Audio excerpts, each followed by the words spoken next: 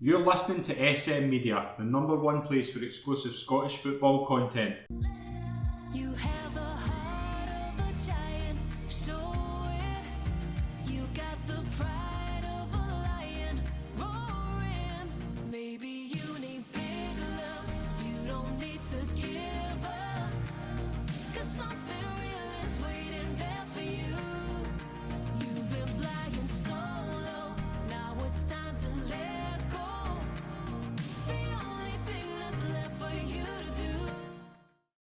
Hi folks, and welcome to the latest episode of the SM Media Scottish Women's Football Show. I'm Scott McPike. It's a pleasure to be your host as always. Delighted to be joined by Suzanne Mulvey. Suzanne, welcome to the show. It's a pleasure to have you back on. It's been busy since you've been last on. Yeah, thanks very much for having me again. Yeah, there's been a lot happening, lots of goals. I think in SWPL 114 goals so far in 4 rounds of fixtures, so it's a bit crazy. That's nearly less than 30 a week. Yeah, the first week I think it was 40 goals.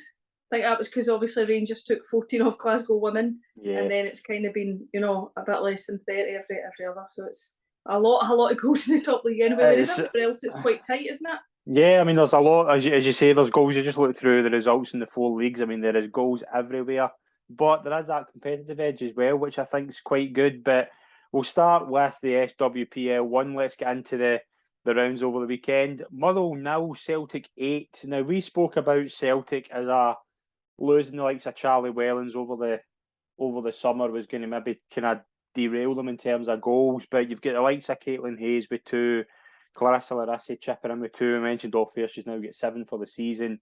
Jacinta's obviously getting a double as well.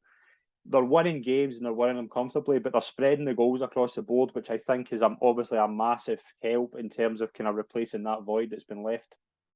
Yeah, no, definitely. I think that there's probably a couple of players that we didn't mention much of when we were doing the season review, especially like say Clarissa Larissy. She impressed last season. Obviously, she had to step into that role. Obviously, Charlie Wellens, the top striker. And I think she's done that fantastic. She's slotted right in there this season with Charlie Wellens away. Obviously, top scorer in the league with 7 in 4 games is fantastic. It's a great record, almost two a game. So that's brilliant for her. And I like to say Jacinta as well. Jacinta's got 5 goals as well. I'd kind of tipped her to be, the player of the league this year. And I think that she's kind of, she's obviously she'd been at West Ham, but she's obviously Australian, far from home. So I think it's maybe took her the second season. Now she feels a bit more settled. So I think she'll start excelling as well. But yeah, goals everywhere, like say Craigie always chips in with the penalties and a couple at the back post here and there, and obviously Caitlin is a massive threat from set pieces. She's just a powerhouse in there. So yeah, I think they've just got goals everywhere, and that's probably something that we did maybe underestimate a bit. We thought with Charlie Wellens, you take out 40 goals, that leaves a massive gap. But the amount of chances that they create in a game, and especially the likes of Ashford Clifford, the amount of crosses, the amount of assists that she's going to provide this season, I think that they're not going to struggle with goals at all. Even with taking Charlie Wellens out, Natalie Ross is coming back to fitness. Yeah, I saw she was on the bench yesterday as well. And Lisa Robertson obviously back in there as well is doing well. So I think that they're kind of not even conceded a goal yet in 4 games as well. So they're flying as well. So they're doing really well. What about the other hand, Motherwell? They've not, obviously you look at that scoreline and think that's kind of the leaps behind the top 3. I think that's fair, but they've not had a bad start. They're on 4 points with 4 games, and I think any team can probably, that Celtic, Rangers, and even Glasgow City can do that to anybody. So they'll not be, which I think they'll be disheartened. They'll obviously be disheartened losing 8 goals, but they'll still be kind of a lot of positives for their start so far, I would say. Yeah, I mean, if you told them with the first 4 fixtures, if you had told them that they would come away with 4 points, they'd probably be quite happy, considering that they've played Glasgow City, they've played Hibs. So to obviously take the 3 points off Hibs was massive for them, obviously coming away with that one. But probably the disappointing result for them was the draw with Dundee United opening game of the season. So realistically, they probably should have 6 points right now. They should have, they should be winning a game, against a team coming up, and that's obviously what I spoke about previously. The inconsistency with them is probably going to be their biggest downfall. But again, 4 points, they would be happy with that, just because they have played obviously Hibs, who are a top team, managed to get the 3 points. and obviously playing Glasgow City, you're not really expected to get much, although they obviously kept them right to the very end, Jenna Clark getting a goal in injury time, so they were unlucky in there. They could be sitting there with 5 points on the board, because they probably feel a bit aggrieved that they've obviously not got a point for that game. Yeah, absolutely. But we'll move into the champions. Rangers, very convincing again, 5-0 away to Hamilton. Danielson with a double, likes of McLaughlin, McCoy and McCleary all chipping in as well. We've spoke about just how dominant Rangers have been so far, and obviously they're doing it in Europe as well, and this was another just convincing result. Yeah, I was actually at that game yesterday. I watched that game in person, and to be honest, they probably looked a little bit tired, Rangers, although they've convincing 5-0 victory. They made a few changes, brought in a couple of youngsters, Emma Watson getting a start, which is fantastic for her. I think that they did look a bit tired, and obviously they've been travelling, they've played the 2 games in the Champions League, so it's been a big week for them, and obviously just kind of not just physically but mentally as well. Although they've qualified, it's still a big, the first time that they were there, the pressure on them to qualify. So although they look tired, very convincing. They've got such depth to their squad, especially the youngsters that are coming in. They seem to just slot in well with with the likes of the experience around them. So very convincing for them, and obviously the start to the season again at 100%, not conceded a goal. So it's the start that you'd expect for them. So just professional performance yesterday, professional for them the first 4 games. So as expected, the kind of 100% record with them. So what about the balancing act, do you think, between the league and Europe? Do you think it will be tough for them? It's obviously a new thing as well. Like they haven't been. I don't think they've went as far in the Champions League recently, I think. No, well, it's their first time. Obviously, their first time. So qualifying for the next round is absolutely fantastic, amazing. It is hard to balance. I've done it, with Glasgow City before. You're going away and playing a game midweek, and then with the 2 legs, you're obviously playing a game, you're away midweek, playing a game, and then you've got the game midweek. And to be honest, it just depends what fixtures they've got around, the games. If they've got Celtic bang in the middle, or Celtic after the 2 legs, or Glasgow City after the 2 legs, they're kind of the games where you could possibly slip up, or at least, you get pushed to your maximum to see how you come out on top with that. So again, it literally just depends on the fixtures. Looking tired, but you're still winning 5-0, and that just goes down to the depth of the squad. Made a few changes, but the players coming in, and the likes of bringing on Kirsty Howitt, as a sub later on in the game, and they've got McCoy, and they've just got so much firepower. So I just think very convincing for them, and probably what you'd expect as well. No surprises there. And Hamilton another end as well. Like again, similar to Motherwell, they'll be quite happy with the start so far. 6 points, 2 wins, 2 losses. Again, losing 5-0 at home to Rangers isn't difficult to. You can see that happening. I think a lot of people would have said that would be a convincing Rangers win, but Hamilton will be happy with the start. Absolutely delighted. Obviously, you're not expected to take points off Rangers.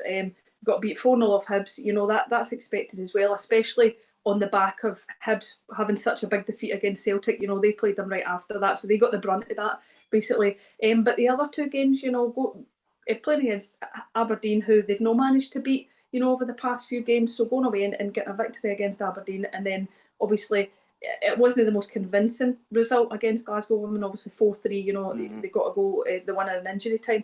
But it's 3 points. It doesn't matter at the end of the day. Josie's scoring a lot of goals for them. She's doing really well. So at the end of the day, for them, it is 6 points, and they'll be absolutely delighted. I think it took them a hell of a long time last season to pick up 6 points. So after 4 games, they'll be absolutely delighted with that start. Yeah, they will that. And another team that's in 6 points that won at the weekend was Hibs. I think a badly needed 3-1 victory for them away to D United. Ailey Adams as well, scoring 2 goals. It seems Ailey Adams scores all the time for them. Yeah, she's coming into a bit of form, which is exactly what they need. And again, in the season preview, I just says that Hibs, that inconsistency with them. You maybe didn't expect them to beat Celtic first game of the season, but that the defeat, 9-0 defeat is huge for them. Probably the biggest defeat they've had in that. I don't, as far as I can remember, I can't remember ever getting beat that much. But yeah, 6 points. They'll be disappointed, obviously getting beat from Motherwell. They'll be really disappointed with that. But obviously Dean Gibson has spoke before about it's just about players gelling, and obviously the longer they've also had a couple more additions into the squad. So I think it just take a bit of time for them to get their rhythm, and I think they'll be absolutely fine. They'll pick up the points where they should, but it's just that inconsistent that'll stop them from pushing the top three. What do you think as well about the kind of that between kind of the top three, and obviously I think we'll probably say that the teams we thought would maybe be at the bottom are kind of going to be there. But what do you think of that middle ground? Like, do you think there's a team standing out at the moment? You've obviously got the likes of obviously, I mean, at Hamilton, 6 points is fantastic. Spartans maybe a bit disappointing. I mean, they've only got, I think Becky Galbraith scored, was it something like 19 goals last season, and in their opening 4 games, she's only got 1, and the only other goal they've scored, it was an OG, so they've only scored basically 1 player that scored a goal in 4 games. So for them, they need to find some firepower, definitely. But there's not really any team standing out. I think, obviously watching Hamilton yesterday, their performance against Rangers, I thought defensively they played very, very well. The first 2 goals were shots for distance, so they defended really well. But it is just that fitness. I think it will just be a scrap all round, for the likes of Hibs, Hamilton, Motherwell, even like Aberdeen, a bit of disappointment starting for them. So I don't think there's any teams that are particularly standing out there yet, but it is early doors. But just I think that gap's getting bigger, for the front 3. It's shown, they're obviously all professional, the players that they're bringing in. So that's, I think for me, any other team that's below that, that's the challenge. It's, making sure you beat every team around you, but also as well, let's see if you can close that gap in the top 3. And I think that comes down to individuals.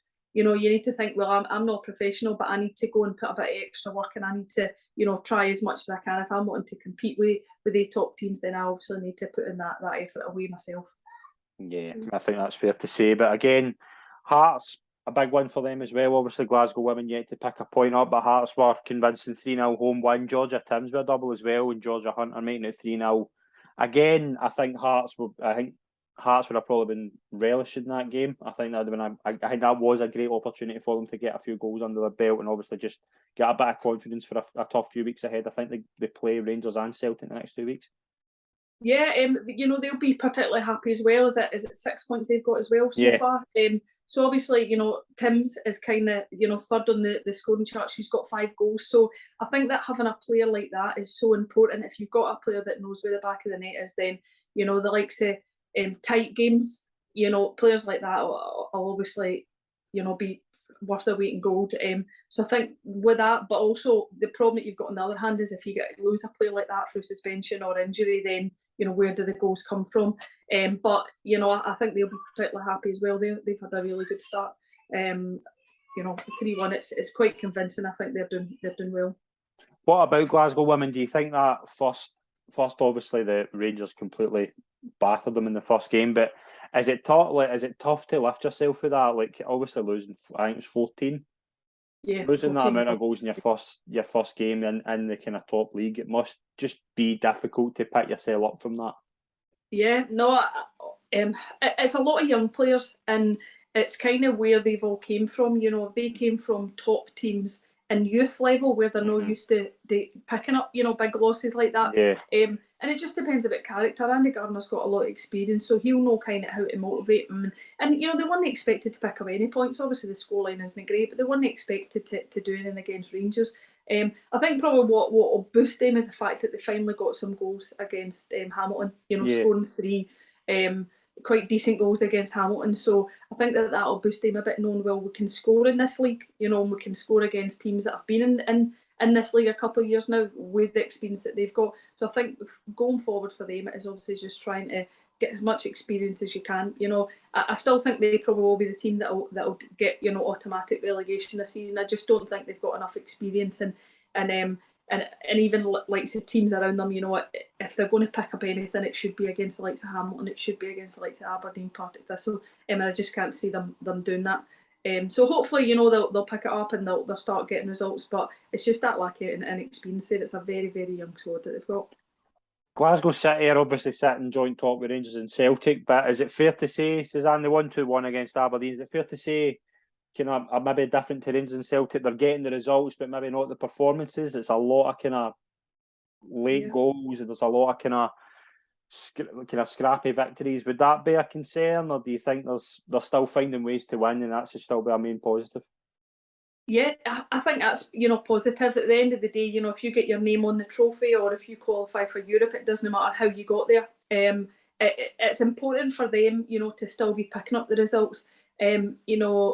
A late goal against Motherwell, it could easily have been a 1-1, and then already they're chasing the top two. So yeah, definitely just need to keep picking up the points. And they've got players in the squad that haven't quite found their form yet. Abby Grant, Priscilla Chinchilla.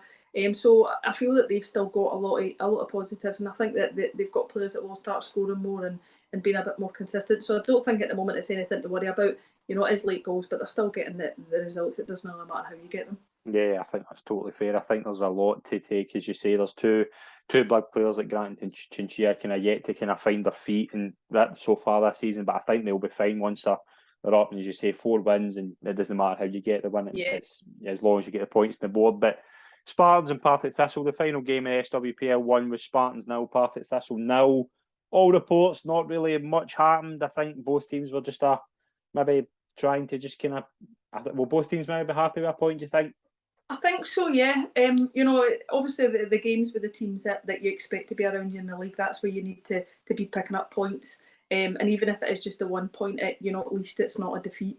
You're saying quite poor start for the both of them. They've not scored a lot of goals. They're not doing well. But again, it is early on in the season. You can't really tell much. At the moment, you can't really tell who's going to be that second team that's going to finish, in the bottom two. So yeah, both of them happy with the draw, the 0-0 draw. But again, that kind of shows their struggle at the moment. That the both teams are struggling for goals, and that's obviously shown 0-0. None of them could score. So I think for them, that's what they need to do. Try and get more goals, create more chances, more scoring opportunities. But yeah, no, I think a fair result all round. Yeah. So obviously SWPL 1. What was your performance of the weekend in that league? I'd say Hibs, just for the simple reason that they needed it.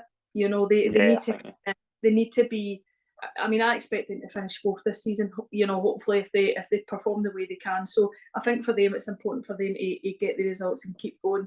And again, all round, you say obviously the top 3 victories, you expect them to get victories. So probably Hibs still maintaining. They have dropped some points, but still kind of staying up there and picking up points against teams that they definitely should be picking up points against.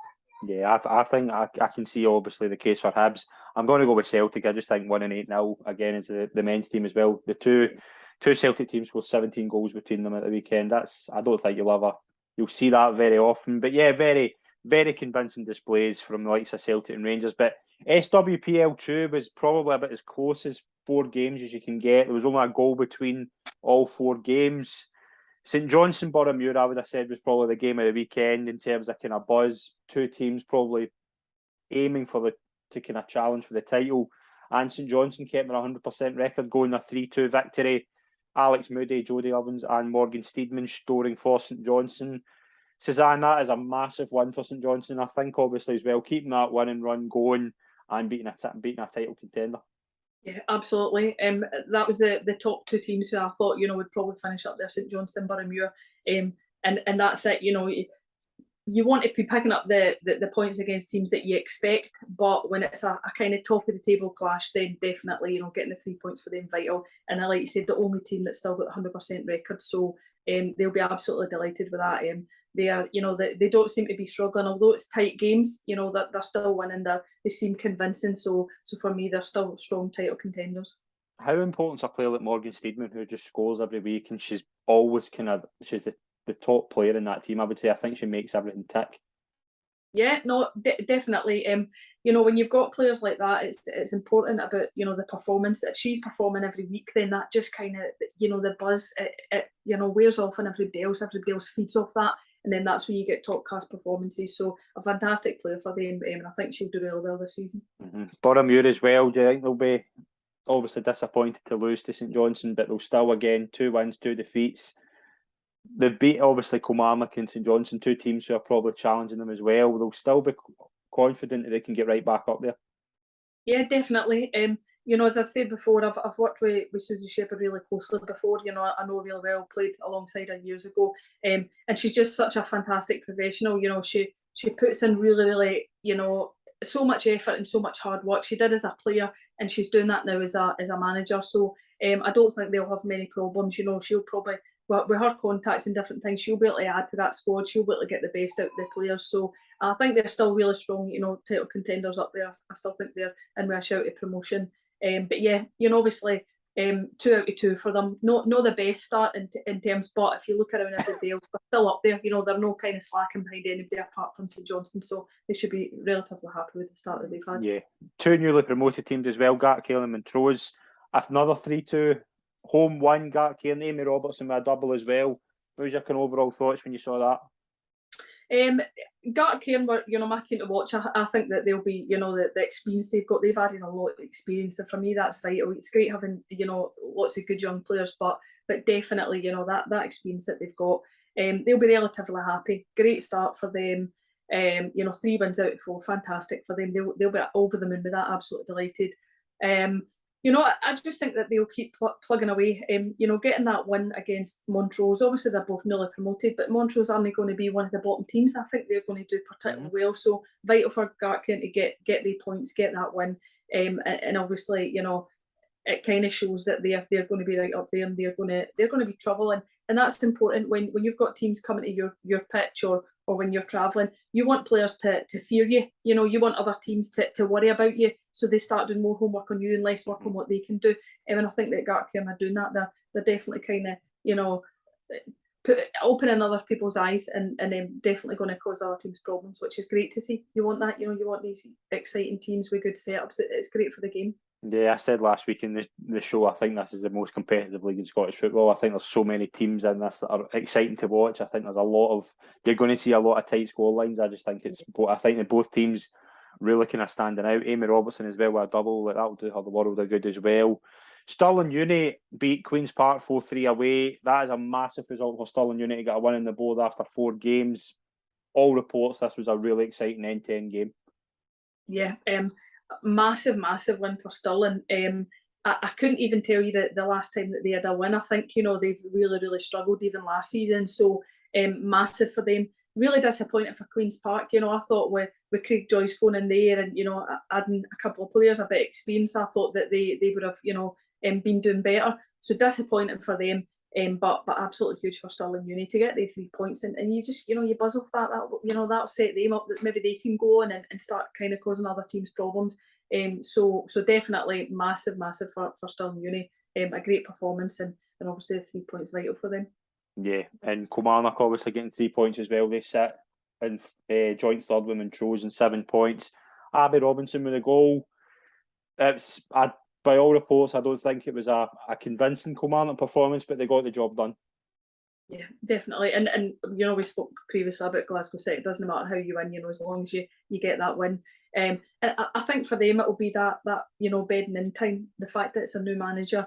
They've not had a hell of a lot of changes to their playing squad, but I know Jim Chapman, and I know that him going in, he would have changed so much, the style of play, their attitude, mentality, absolutely everything. So it'll be the time for that to kind of, change, and that to filter through to the players. And as soon as the players, start listening to Chappie and start kind of understanding what the way that he wants to play and what the expectations are, I think that they could be right up there as well. Mm-hmm.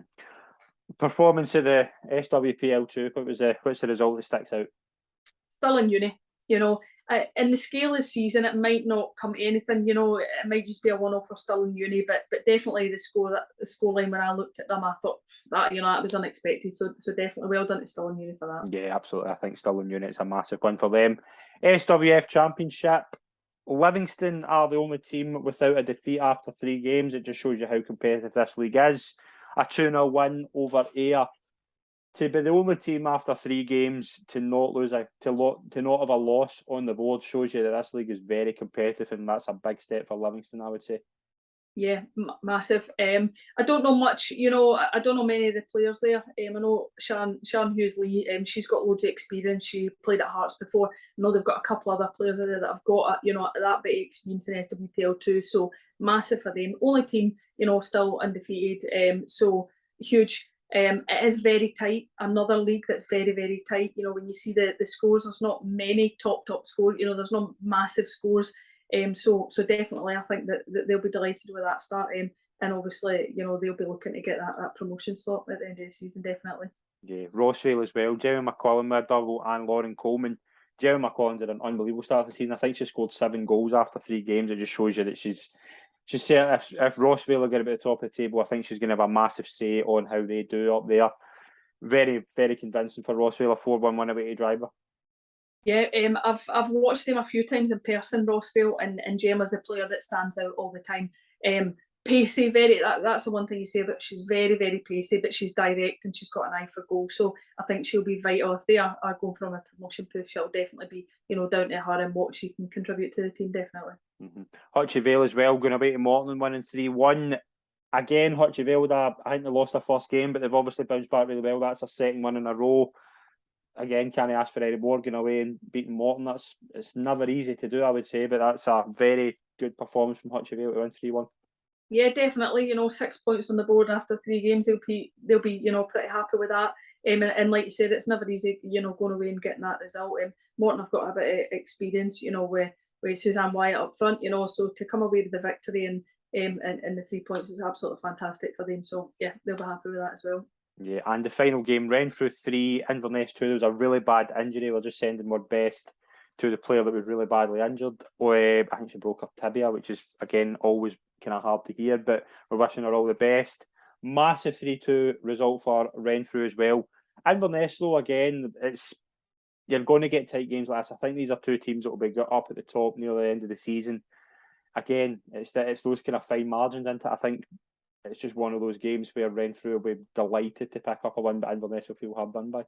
Yeah, no, a comeback's always the best way to get a result, so they'll be delighted with that. And obviously, again, same for me, you know, all the best to the player that's picked up the injury. You never like to hear that in football. But, you know, I did say the same way with Aberdeen, you know, as much as people say it's hard to go up there, you know, like Inverness, it's hard to go up for Inverness. You've got to remember that they're coming down every week as well. So every week Inverness, or every second week Inverness, have got that away game. So I think that's probably the biggest thing for them. They've had a no bad start to the season, but I think that travel could kind of play a part on their results as well. What result stands out to you in that league? Probably that one. You know, definitely it's going to be a very, very tight season for everybody. So for Renfrew to get that result, I think it's massive for them. And it's so hard to tell, you know, what team's gonna you know, finish champions. It's just so tight. I'm loving it. I'm so, you know, impressed with SWPL 2, you know, championship in League One. It's very, very tight, and it's great to see, you know, that, you know, there's no lot of big score lines, which is, you never like seeing big score lines. So that there's no a lot of that, which is fantastic. So it's great for the game, and it's great to show that there's so many teams, you know, down there that are pushing up, that are improving all the time. It's great. Yeah, absolutely as well. SWF League 2, Falkirk 1, Stenhousemuir 0. It was a local derby. Both teams had started with 2 wins, but it was Falkirk who emerged on top, and they're the only team with 3 wins so far. Eva Rule, an 87th minute winner. That'll be massive as well, as you say, that local derby element, and obviously keeping that 100% record going. Yeah, it's, you know, it's important if you're wanting to win the league. It's so important to keep that 100% record for as long as possible. It builds momentum. It puts that winning mentality into your squad. So for Falkirk, you know, 100% record, it's absolutely fantastic for them. They'll be delighted with the start that they've had. Yeah, absolutely as well. Edinburgh Cali 7-1 win over BSC Glasgow. Again, you just their first win of the season, and it's a great way to start. A great way to get your first win on the board. A convincing 7-1 victory. Yeah, definitely. You know, obviously, first win of the season, but it's what's expected. Like say BSC, you know, not picking up any points yet. They're right at the bottom of the table. So it is games like that where you need to be picking up the points. So a vital win for them, definitely. And as well, 2 4-0 wins. Grampian and Edinburgh going to Giffnock and St Mirren and winning 4-0. Edinburgh on 7 points, Grampian on 6. Again, these are 2 teams that are probably worth keeping an eye on. Yeah, definitely. As I said, it's just so tight in that league that, you know, that there's kind of many teams that will be fighting for the scraps. You know, you'd think that possibly Falkirk will be the ones up the top there. So it's just important for everybody picking up as many points as possible. So great wins for them. convincing wins as well. Yeah, absolutely as well. Dundee West, they get their first win in the season, a 2-1 win at home to Glenaffer Thistle, and Airdrie drew 1-1 with Westdyke, ending Westdyke's 2-1 start to the season. Obviously, they're still unbeaten, but Airdrie managed to get the point to take them to 4 points. That League One, who catches your eye in that league? Is that in terms of experience? Do you know people in that league? And obviously, who are you going to keep an eye on throughout the season? Yeah, no, I don't know many at all. The likes of at BSC Glasgow, I know, the striker Sam McManus, she was kind of youth at Celtic, Right. and then went away to Motherwell Development. So, you'd think that she'd chip in quite a few goals for them. So it's surprising they've not picked up any points yet. The likes of Falkirk, they've got experience. They've been around for a while, and they've had a team that's kind of been quite consistent. You hear about them a lot, so for them it's great for them that they've got the 100% record. And the other thing that's quite surprising for me is, like say, Dundee West getting their first win, but even though it's only 4 goals, they've got the top scorer in the league.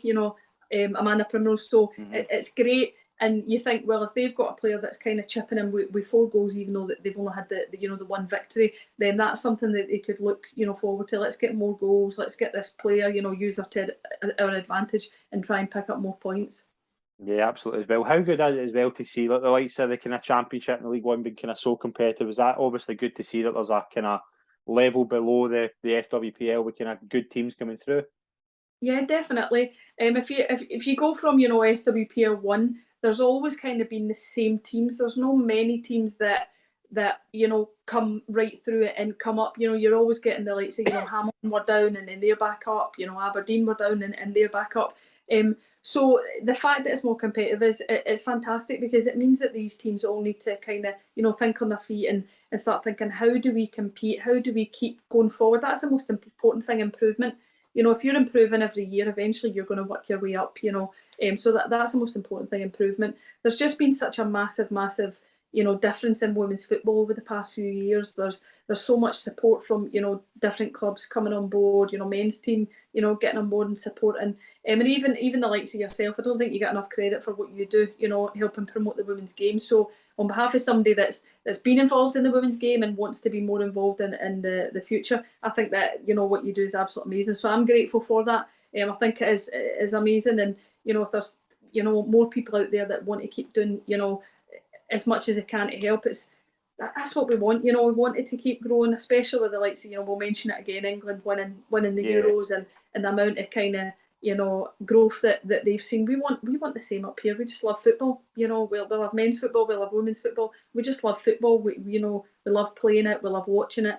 And when you're seeing the likes of teams like Gartcairn who've got a great setup, and they've came in and they've had a great start. That's what you want to see. You want to see things like that, because it's it builds a bit of momentum about them, and the fact that they're kind of a standalone team. They've not got a big men's team behind them. So it's great. We just love football. Want to see it keep growing. So for me, that's the biggest thing. The fact that you're seeing so many teams that are getting better and better and pushing, and that's what you want. You don't want it to be stale, that you've got all the same teams at the top and there's no much movement. And like you say, it keeps everybody at the bottom of the leagues on their toes as well. The likes say Glasgow women, will it be Aberdeen, Partick Thistle, Hamilton, Motherwell, whoever will be right at the bottom there. It keeps them on their toes. They know that they need to keep progressing and moving forward as well, because they've got teams that will be on their heels wanting to take their place in the top leagues. Yeah, I think that's a big thing as well. Obviously, like coming out of this pandemic where you couldn't play football, like to see so many kind of players now, kind of talking to a lot of players who kind of just kind of started taking it up, and like it gives you a wee buzz. It's like obviously the couple of years we've all had, just to see like so many teams playing as well. There's 11 players in each team. That tells you how many players are playing every weekend. It's brilliant to see, isn't it? Yeah, it's huge, the involvement, and that's obviously down to the SWF as well. Them trying to increase their participation levels as well. It's amazing the amount of work that goes on behind the scenes that nobody knows about. Players that are involved, teams that are involved, managers that are involved. They know about it, but there's no many other outsiders that know about the amount of work that goes on behind the scenes, because there isn't that investment, because there isn't that support. But even the likes of the game yesterday, Rangers v Hamilton at New Douglas Park, it was a great crowd. Rangers brought a lot of fans, but you know, even beforehand in the hospitality areas, there was loads of people, there was a buzz about the place, and just seeing the stand, you know, even though they were spread out, there was a big support there, and it's just fantastic to see that. That's a big thing as well. As much as, you know, the participation levels is huge and it's important, we also want to start bringing more fans in, you know, and it's great that you've got the likes of Rangers, Celtic, who, you know, will have big fan base because of the men, but we need to see how can we start bringing them in and supporting the women's teams. So it's great to, you know, it was fantastic just, you know, hearing the crowd, you know, cheering every time there was a goal, and also as well, you know, shouting the players' names, getting to know the players, and it's fantastic for the game. It's great for me as, you know, somebody that's been involved in football for such a long time. It's great for me to see the growth in it and to see that part as well. Yeah, absolutely. I couldn't have put it better myself. It's just great to see so many kind of players playing, and obviously fans going to the games. I think there's just a buzz about women's football just now, but hopefully we'll see a buzz in the next few months, because Scotland have a chance of qualifying for the World Cup. Pedro Martinez Loza announced his squad the other day. What was your kind of thoughts in the squad they announced? Was there any eye-catching additions to it? There wasn't many changes. One of the main ones for me was Emma Mitchell being back involved after obviously being, you know, on maternity leave, having a baby. She's such a big player. You know, she's got so much experience. She's just so powerful and gives 100% in every training session, in every game. So it's fantastic for her to be involved. Obviously going forward, I don't know, you know, what the plan would be, whether she'd be starting or what, you know, I don't know how much she's played, but just to have her back involved at that level is great for her, and obviously it'll put her in good stead for, you know, other games coming forward, and obviously the push, you know, to get qualification, definitely. You look at the kind of you look at the squad. Obviously, Caroline Weir's went to Real Madrid and kind of hit the ground running as well. Scotland, that squad is up there. It's a really, really good squad. Do you like their chances for the World Cup? Yeah, definitely. You know, obviously you're saying it's a great squad. For me, the only disappointing thing is that there is only kind of 7 or 8 that are playing in SWPL 1. You know, and obviously we look back, you know, years ago, you would say that's fantastic that all these players are getting moves abroad, and, you know, obviously they're professionals now. The fact that we've got that set up, you know, maybe only Glasgow City, Rangers and Celtic, who are, you know, full professional sides. We want more, and you'll see it, you know, over time, you know, with the setup here, we will see more and more players involved in the Scotland squad from SWPL 1, which will be great. But, you know, the experience that these players are getting from going away, you've got Claire Emsley, who's just scored another goal there, you know, before she comes back with the Scotland squad in America. Well, the top players, the experience that she's getting from that.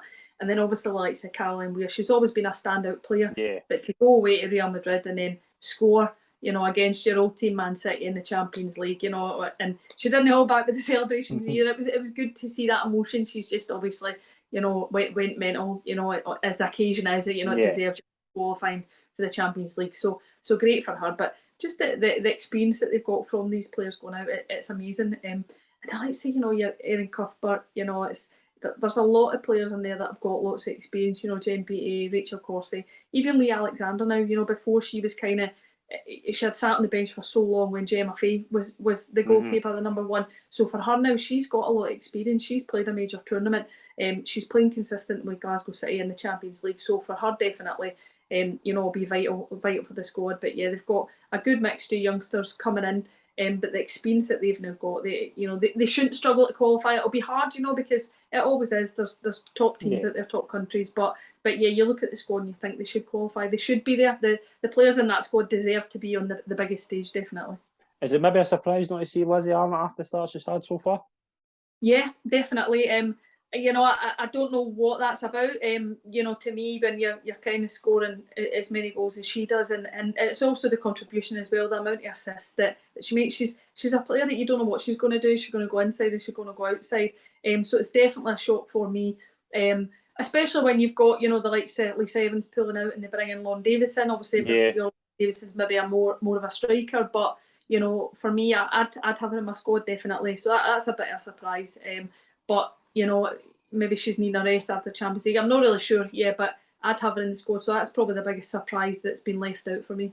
Yeah, I think that was one noticeable omission when I saw the squad last. But as you say, it's just about obviously getting close to qualifying. I think there's definitely a chance there. I don't think the groups, that obviously the Spain result was obviously a tough one, but you look at that group and you think just a couple more wins and you could be right in amongst it, and it's going to be interesting, isn't it?